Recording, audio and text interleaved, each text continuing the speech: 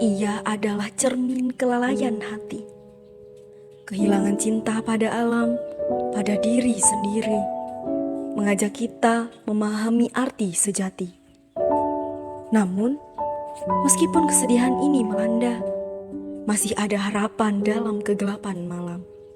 Dengan tindakan bijak dan perubahan hati, kita bisa membalikan cerita, mengembalikan cahaya. Peningkatan jumlah penduduk di Indonesia berbanding lurus dengan jumlah sampah yang dihasilkan setiap harinya. Bahkan, Indonesia merupakan negara penyumbang sampah plastik terbesar kedua di dunia. Hal ini dibuktikan dengan jumlah sampah yang terus meningkat setiap tahunnya.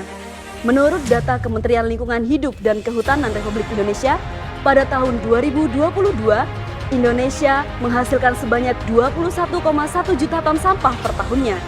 Hal ini tentunya akan meningkatkan pemanasan global dan juga perubahan iklim. TPA Bakung adalah salah satu TPA yang ada di Provinsi Lampung yang diperkirakan akan overload dalam kurun waktu 3-5 tahun. Menurut data dari Dinas Lingkungan Hidup Provinsi Lampung, pada tahun 2022, produksi domestik sampah di Lampung mencapai 4.515 ton per hari. Sampah yang menumpuk tanpa adanya pengolahan yang benar, maka dapat menimbulkan berbagai macam penyakit serta menghasilkan zat kimia yang sangat berbahaya. Hingga saat ini, persoalan sampah masih banyak ditemui di berbagai wilayah Indonesia. Apabila masa yang tidak ditangani dengan benar, maka dampak yang ditimbulkan akan semakin parah. Sebagai bentuk kontribusi dalam penyelesaian permasalahan sampah di Indonesia, kami memiliki sebuah inovasi berupa Waste Management Smart Buildings, pengelolaan terpadu limbah pertanian dan plastik berbasis sistem Zero Waste.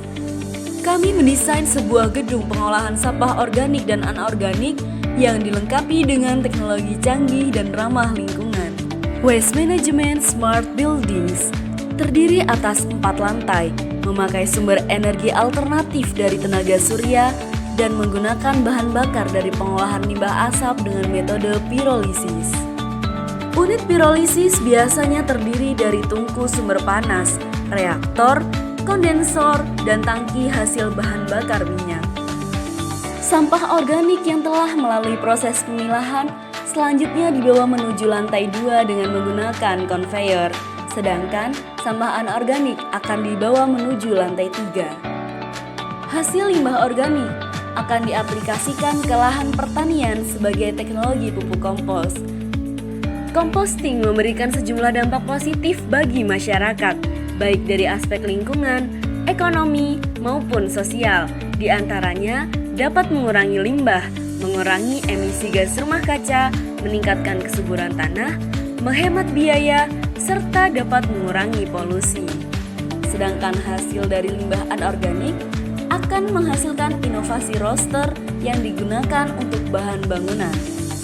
Dampak positif yang ditimbulkan dari pengolahan limbah anorganik ini diantaranya produk yang lebih ramah lingkungan, edukasi dan kesadaran lingkungan, serta peningkatan ekonomi lokal.